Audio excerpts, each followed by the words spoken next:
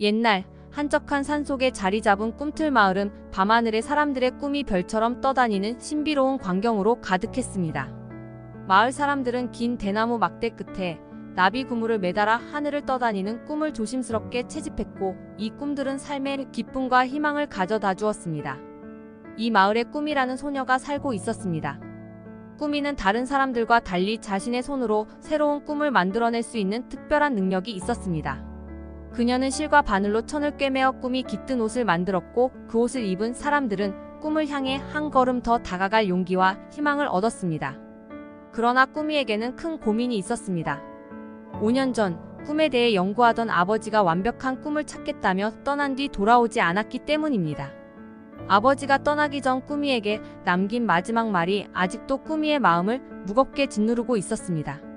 꿈이야, 완벽한 꿈을 찾는다면 우리는 더 행복해질 거야.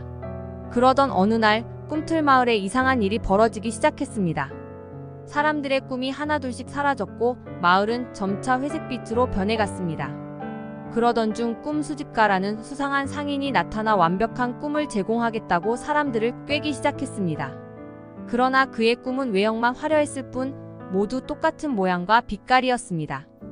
어느 날 밤 고민에 잠긴 꿈이는 자신이 지은 옷을 입고 잠들었고, 꿈속에서 깊은 어둠 속으로 빨려 들어갔습니다. 그곳에서 그녀는 끔찍한 비밀을 목격했습니다. 꿈 수집가는 사실 사람들의 꿈을 모아 똑같은 가짜 꿈으로 만들어내는 악몽 재단사였던 것입니다. 작업실 한 구석에는 꿈이의 아버지가 남긴 낡은 일기장이 놓여 있었습니다. 일기장에는 이렇게 적혀 있었습니다. 완벽한 꿈은 존재하지 않는다. 꿈은 변하며 자라나는 것이다. 나의 욕심이 가족의 행복을 앗아갔구나. 이 글을 읽은 꿈이는 결심했습니다. 아버지를 찾고 마을의 꿈을 되찾아야 한다고.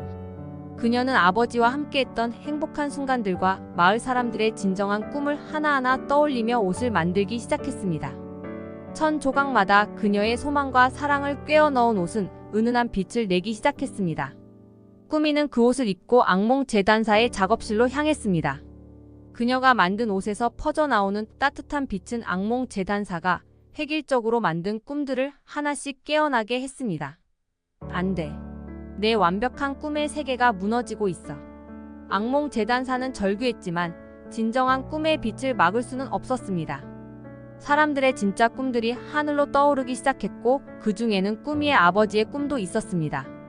꿈이는 아버지의 꿈을 따라 깊은 숲속으로 걸어 들어갔고, 마침내 그곳에서 오랜만에 아버지를 만날 수 있었습니다. 그는 자신의 욕심을 뉘우치며 홀로 지내고 있었습니다. 아빠, 완벽한 꿈은 없어요. 하지만 우리가 함께 있다면 그것만으로도 충분해요. 꿈이의 말에 아버지의 눈가가 젖어들었습니다. 그녀가 지은 옷에서 퍼져나오는 빛이 아버지를 감싸며 오랫동안 잊고 있던 가족의 사랑이 그의 마음을 따스하게 감싸기 시작했습니다. 꿈틀 마을로 돌아온 꿈이와 아버지는 변해버린 마을을 보고 놀랐습니다. 하늘에는 더 밝고 다채로운 꿈들이 떠올랐고, 그 꿈들은 사람들의 진정한 소망을 담고 있었습니다. 악몽 재단사는 사라졌지만 그의 흔적은 마을 사람들에게 큰 교훈을 남겼습니다. 진정한 꿈은 결코 똑같은 형태로 만들어질 수 없다는 사실을 사람들은 깨달았습니다. 꿈이와 아버지는 꿈 옷가게를 열어 사람들의 이야기를 듣고 각자의 꿈을 담은 옷을 만들어주기 시작했습니다. 그 옷을 입은 사람들은 실패해도 다시 일어설 힘을 얻으며 자신만의 꿈을 향해 나아갈 수 있었습니다. 그리하여 꿈틀 마을은 꿈이 자라는 마을로 불리게 되었습니다.